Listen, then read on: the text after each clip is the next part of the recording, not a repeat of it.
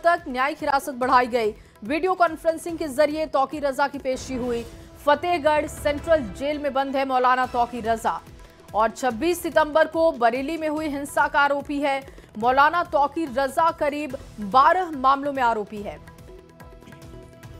और न्यायिक हिरासत बढ़ाई गई है। वीडियो कॉन्फ्रेंसिंग के जरिए आज पेशी की गई। फतेहगढ़ सेंट्रल जेल में बंद है तौकीर रजा और अब देखिए जानकारी मिल रही है कि 9 दिसंबर तक न्यायिक हिरासत बढ़ा दी गई है। तौकीर रजा पर कई आरोप हैं। 26 सितंबर को बरेली में हिंसा हुई थी, उसका आरोप है। इसके अलावा जानकारी यह है कि करीब 12 मामले ऐसे हैं जिसका ये आरोपी है और न्यायिक हिरासत बढ़ चुकी है, यानी कि तौकीर रजा की मुश्किलें लगातार बरकरार है। 9 दिसंबर तक अब ये न्यायिक हिरासत है और ये 26 सितंबर 2025 की तस्वीर आप देख रहे हैं। बरेली में हिंसा भड़काई जाती है और उसका आरोप तौकीर रजा पर लगता है। मौलाना तौकीर रजा पर आरोप लगा था जिसके बाद गिरफ्तारी की गई और 12 से ज्यादा मामले हैं जो तौकीर रजा जिसका मुख्य आरोपी बताया जाता है उस पर कई गंभीर आरोप है और ऐसे में न्यायिक हिरासत बढ़ी।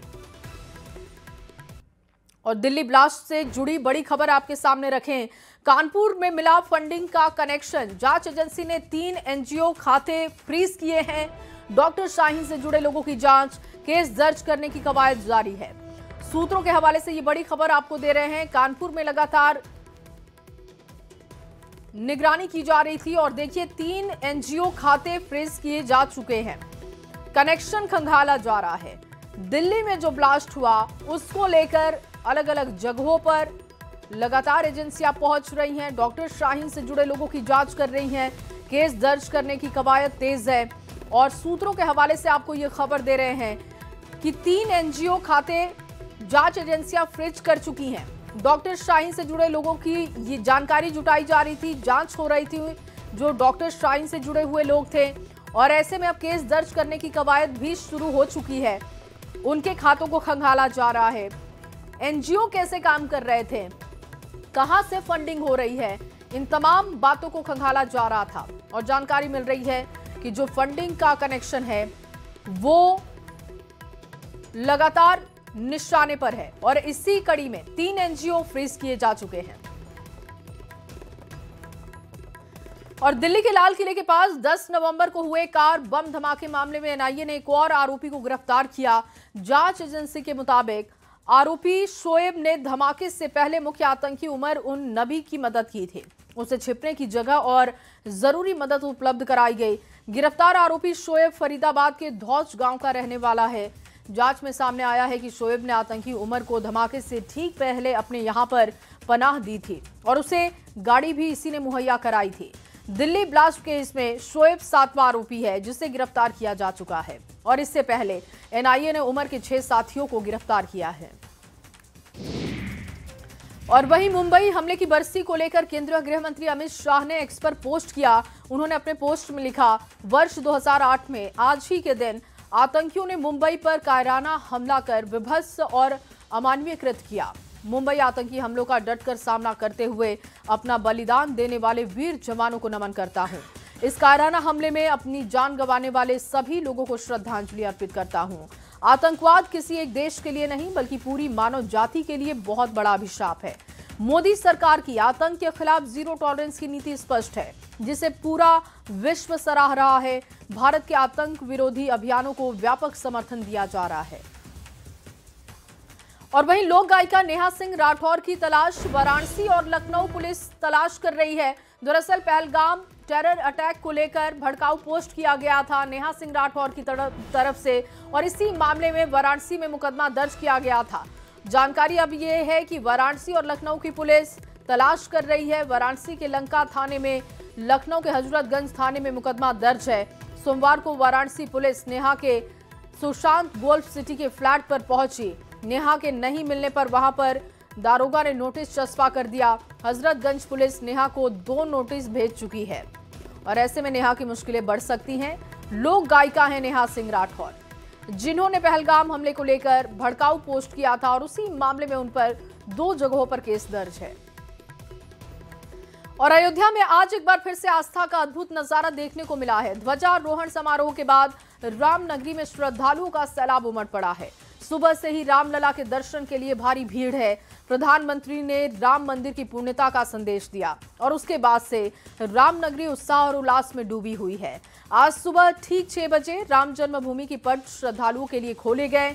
ध्वजारोहण समारोह के बाद प्राण प्रतिष्ठा जैसा ही नजारा दिखा। देश के कोने कोने से श्रद्धालु पहुंच रहे हैं और रामलला के दर्शन कर रहे हैं।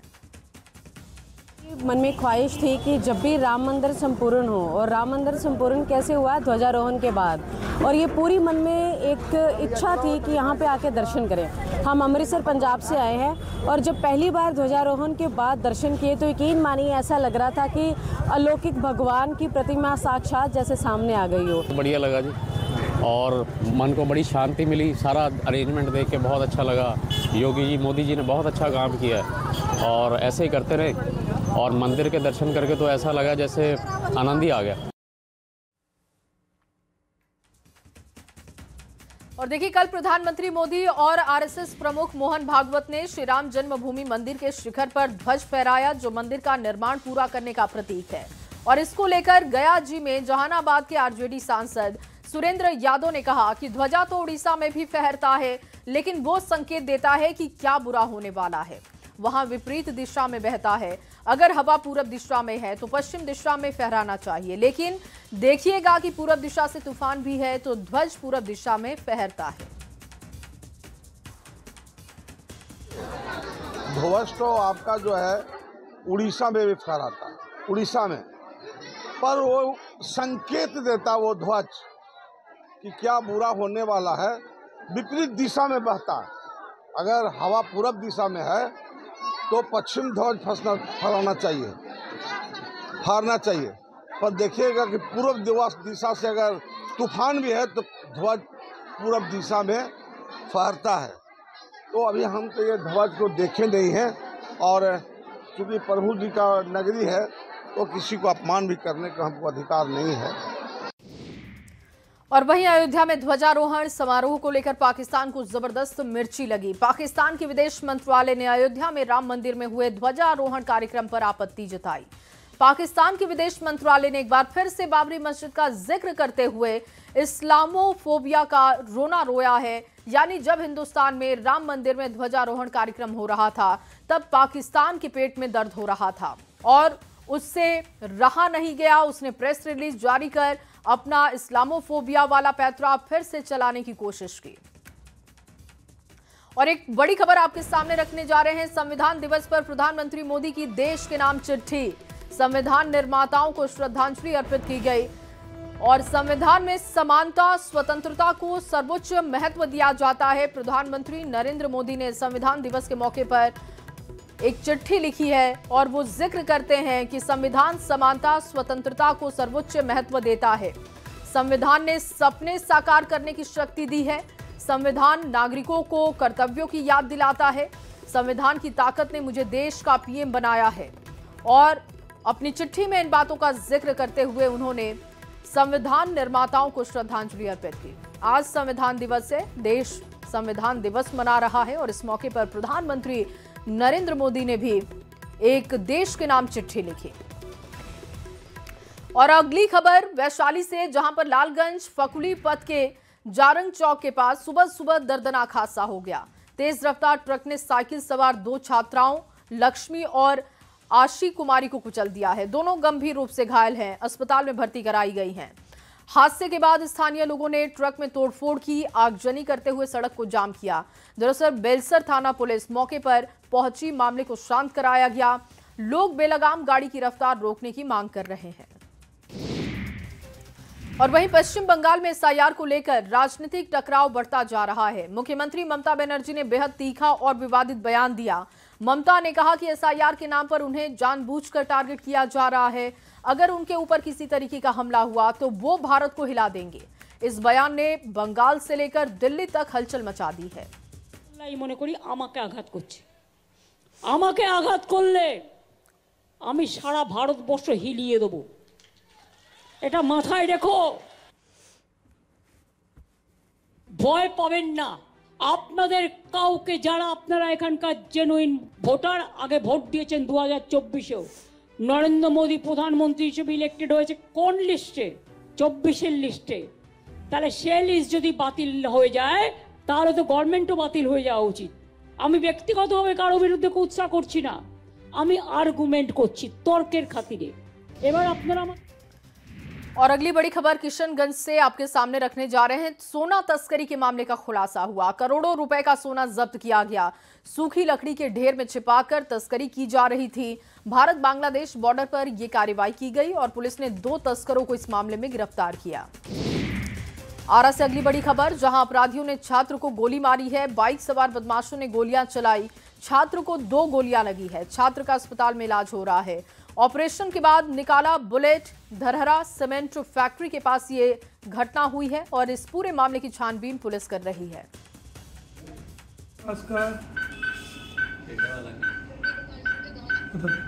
एक जमीरा के पास का लड़का है, जमीरा गांव पास में आरा से है। 2 गोली लगी है, एक थाई कमर के नीचे, एक शोल्डर ज्वाइंट पे। तो पूरी तरह से मामला क्लियर नहीं हो पाया है, बट हम लोगों ने गोली निकाल दी है। ब्लीडिंग सिक्योर है। पेशेंट का कंडीशन अभी एट प्रेजेंट स्टेबल है। और अगली खबर नवादा से, जहां साइबर अपराधियों पर बड़ी कार्रवाई की गई। साइबर डीएसपी ने छापेमारी की। 3 साइबर ठगों को गिरफ्तार किया। लोन दिलाने के नाम पर लोगों को ये चूना लगाते थे। छापेमारी से भवानी बिघा गांव में हड़कंप की स्थिति दिखी। लोगों को झांसा देकर ये ठगी का काम करते थे। और अगली खबर भागलपुर से, जहां पर आसपास के जिलों में तापमान में गिरावट होने की वजह से ठंड बढ़ चुकी है।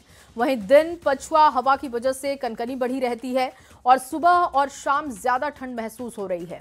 हालांकि दिन चढ़ने के बाद तापमान बढ़ने लगता है। लोगों को ठंड से थोड़ी राहत जरूर मिलती है, लेकिन आने वाले दिनों में तापमान में तेजी से गिरावट की संभावना है। और देखिए, 30 नवंबर को होने वाले इंडिया और साउथ अफ्रीका का मैच जो कि रांची में होना है, और इसको लेकर अब खिलाड़ी रांची पहुंचने लगे हैं। विराट कोहली आज रांची पहुंचे तो फैंस उनकी एक झलक पाने के लिए उत्साहित दिखे। हालांकि विराट कोहली एयरपोर्ट से सीधे होटल के लिए रवाना हुए। वहीं सोमवार को अर्शदीप सिंह और हर्षित राणा भी रांची पहुंच चुके हैं। बिरसा मुंडा एयरपोर्ट से होटल तक खिलाड़ियों की सुरक्षा और ट्रैवल प्लान को लेकर पुख्ता इंतजाम है। JSCA प्रबंधन लगातार खिलाड़ियों के मूवमेंट पर नजर रख रही है। तो 30 नवंबर को रांची के JSCA स्टेडियम में होने वाले इंडिया साउथ अफ्रीका के वनडे मैच को लेकर फैंस में काफी उत्साह है। स्टेडियम के बाहर तमाम टिकट काउंटर पर बीती रात से क्रिकेट फैंस मौजूद हैं। बड़ी तादाद में फीमेल फैंस भी वहां पर दिखाई दे रही हैं। मैच देखने के लिए फैंस दूर दराज से रांची पहुंच रहे हैं। और अगली खबर सीतामढ़ी से, जहां सीतामढ़ी जिले के ग्रामीण इलाकों में सरकारी स्वास्थ्य सेवाओं की बदहाली जारी है। नानपुर प्रखंड के रायपुर स्थित अतिरिक्त प्राथमिक स्वास्थ्य केंद्र पूरी तरीके से जर्जर व्यवस्था में दिखा। यहां महीनों से न डॉक्टर पहुंचते हैं, न ही स्वास्थ्य कर्मी पहुंचते हैं। अस्पताल पर हमेशा ताला लटका रहता है, जिससे कि स्थानीय लोगों की परेशानी बढ़ चुकी है। दूर दराज उनको सफर करना पड़ता है और सरकारी स्वास्थ्य सेवाओं की बदहाली लगातार जारी है। अगली बड़ी खबर आपके सामने सिमडेगा से रखने जा रहे हैं। हाथियों के आतंक से लोग परेशान हो चुके हैं। ग्रामीणों ने सड़क जाम कर विरोध किया है। सड़क पर बैठकर NH को जाम करते हुए अपना गुस्सा जाहिर किया, अस्थायी समाधान की मांग की है। और ठेठई टांगर प्रखंड के पास जाम की स्थिति दिखाई दी। उनका कहना है कि हाथियों की वजह से परेशान है, लेकिन सरकार की तरफ से कोई कदम नहीं उठाया जा रहा। इस हाथी का एक समाधान चाहते हैं, जो कि यहाँ से हाथी को भगाया जाए। विशेषकर हम उन बच्चों के लिए सोचते हैं, यहाँ आए दिन बच्चे आना जाना करते हैं। अगर कोई दुर्घटना होती है तो उसका जिम्मेवार कौन होगा? एक तो हम लोग का खेत खलियान का सब हाथी खा दे रहा है। हम लोग को ना प्रशासन साथ दे रहा है, ना ये फॉरेस्टर साथ दे रहा है। हम लोग क्या करेंगे? इसीलिए हम लोग धरना लगाए हैं और हम लोग का जब तक पास नहीं होगा तब तक हम लोग धरना लगाए रहेंगे। जिस समय बच्चा लोग स्कूल जाता है उसी समय हाथी निकलता है। और देख रहे हैं महिला लोग यहाँ धान काटने आती है तो कभी धान में उतर जा रहा है और प्रशासन को सूचना दे रहे हैं, यहाँ का पब्लिक लोग, जनता लोग, लेकिन वो लोग भी ध्यान नहीं दे रहा है। फॉरेस्टर आता है, इधर उधर थोड़ा इधर उधर घूम के फिर वो भी चला जाता है। तो हम तो जनता के साथ में हैं, इसको जितना जल्दी हो सके यहाँ से हटाने का कोशिश किया जाए। और वहीं बोकारो स्टील के संपदा न्यायालय ने पाली प्लाजा परिसर को रिन्यूएबल फीस जमा नहीं करने के कारण अवैध घोषित कर दिया और इसे कब्जे में लिया गया है। परिसर में स्थित सभी दुकानों को खाली करने के निर्देश हैं। दुकानें खाली नहीं करने पर सभी को सील करने की बात कही गई। पूरी प्रक्रिया का पालन करते हुए DA-LRA विभाग ने केस फाइल किया था और केस में इविक्शन ऑर्डर पास हो गया है एविक्शन ऑर्डर पास होने के बाद इस पर हम लोग कार्रवाई शुरू कर दी है। कल नोटिस हम लोगों ने चिपका दिया, सबको सूचना आज हम लोग दे रहे हैं। सूचना के माध्यम से बताना चाहते हैं कि ये प्रॉपर्टी अब BSL की हो चुकी है और इसको जल्दी से जल्दी खाली करें, जिससे BSL अपने कब्जे में इसको ले सकें। और अगली खबर रांची से, जहां 76वें संविधान दिवस के उपलक्ष्य में प्रोजेक्ट भवन परिसर में कार्यक्रम का आयोजन हुआ। सचिवालय कर्मी ने 76वीं वर्षगांठ के अवसर पर संविधान की शपथ ली। भवन निर्माण विभाग के सचिव सुनील कुमार ने सभी कर्मियों को प्रस्तावना पढ़ाकर शपथ दिलाई। और संविधान दिवस की जो प्रस्तावना है उसको हम लोग रिजॉल्व करना चाहते थे कि जो कमिटमेंट है संविधान के प्रति सारे पदाधिकारियों का और सारे जितने भी कर्मचारी हैं उनका कमिटमेंट है, उसको हम लोग को फिर से एक बार मजबूत करने की ज़रूरत है। उसी के तहत ये शपथ का आयोजन था और पूरे राज्य में और पूरे भारत सरकार में सभी जगह इस प्रकार का आयोजन किया गया है।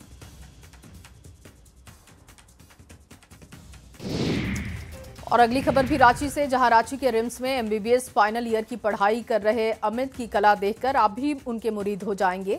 अमित डॉक्टरी की पढ़ाई करने के साथ ही एक ऐसी कला में माहिर हैं जिसे कर पाना आसान नहीं। रांची के रहने वाले अमित ऑपरेशन में इस्तेमाल किए जाने वाली कैंची और चाकू से चौक कला बना रहे हैं और कहा जा रहा है कि सूक्ष्म कला है। अमित के इस कला की पंकज त्रिपाठी और सोनू सूद ने भी तारीफ की है। अमित ने अपने चाक कला के माध्यम से शिबू सोरेन की छोटी मूर्ति तैयार की है। साथ ही अमित ने अमिताभ बच्चन, प्रेमानंद जी महाराज, धर्मेंद्र कुमार की मूर्ति पर भी चौक के ऊपर इसको तैयार किया है और उनकी ये कला देखकर हर कोई आश्चर्यचकित है। और अगली खबर हजारीबाग से, जहां सर्दियों की दस्तक के साथ ही जलाशयों में प्रवासी पक्षियों का आना जाना शुरू हो चुका है।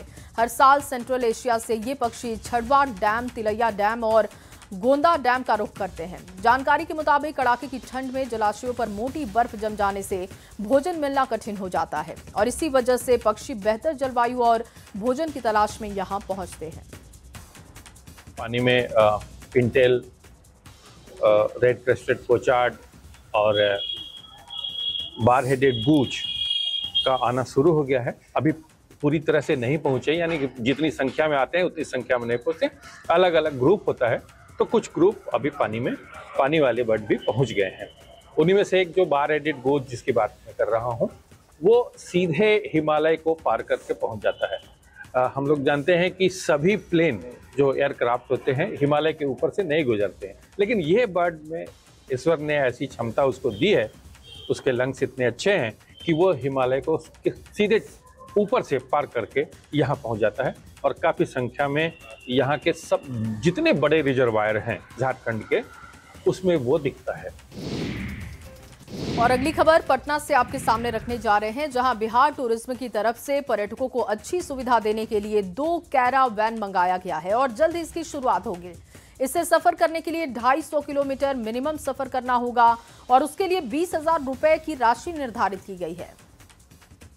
जो है JCBL लिमिटेड चंडीगढ़ में रिकॉर्ड 3 महीने के समय में तैयार की गई हैं। बिहार टूरिज्म के लिए ये गाड़ियाँ जो हैं लग्जरी कैरावैन जिसको कहा जाता है, 2 गाड़ियाँ बिहार टूरिज्म में आ चुकी हैं और कुछ ही दिनों में ये गाड़ियाँ बिहार और पटना की रोड्स पे आपको नज़र आने वाली हैं, जिसकी बुकिंग भी कुछ टाइम में बिहार टूरिज्म स्टार्ट कर देगा। और अगली खबर कैमूर से, जहां भभुआ नगर प्रशासन ने अतिक्रमण के खिलाफ अभियान छेड़ दिया है। सड़क किनारे से अवैध कब्जों को मुक्त कराया जा रहा है। शहर में यातायात व्यवस्था को दुरुस्त करने और साथ ही सड़क किनारे बढ़ते अवैध कब्जों को हटाने के लिए प्रशासन की तरफ से ये कदम उठाया गया है। कई दुकानदारों पर चालानी कार्रवाई हुई। और पटना जू की सुंदरता बढ़ाने के लिए तेजी से सौंदर्यीकरण का काम हो रहा है। जू में रोजाना घूमने और मॉर्निंग वॉक के लिए आने वाले हजारों लोगों को बेहतर अनुभव देने के लिए रास्तों को नया रूप दिया जा रहा है। प्राकृतिक क्यारी बनाकर आकर्षक पौधे लगाए जा रहे हैं, जो पर्यटकों को खूब पसंद आ रहे हैं। जू की खूबसूरती भी बढ़ती जा रही है।